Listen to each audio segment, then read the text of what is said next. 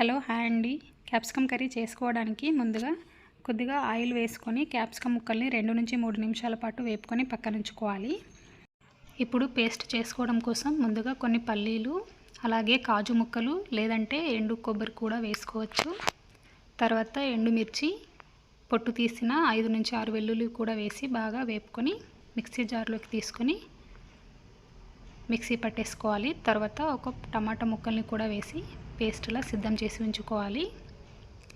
తర్వాత కడాయిలో నూనె వేసుకొని పోపు దినుసులు, పచ్చిమిర్చి, ఉల్లిపాయ ముక్కలు కూడా వేసి బాగా వేపుకున్న తర్వాత పేస్ట్ చేసిన మిశ్రమం కూడా వేసేసి 1 నిమిషం పాటు వేపుకొని పసుపు, రుచికి సరిపడా సాల్ట్, 1 స్పూన్ వరకు కారం వేసేసి బాగా కలుపుకోవాలి. క్యాప్సికమ్ ముక్కల్ని కూడా వేసేసి మూత పెట్టి 2 నిమిషాల పాటు మగ్గించుకోవాలి.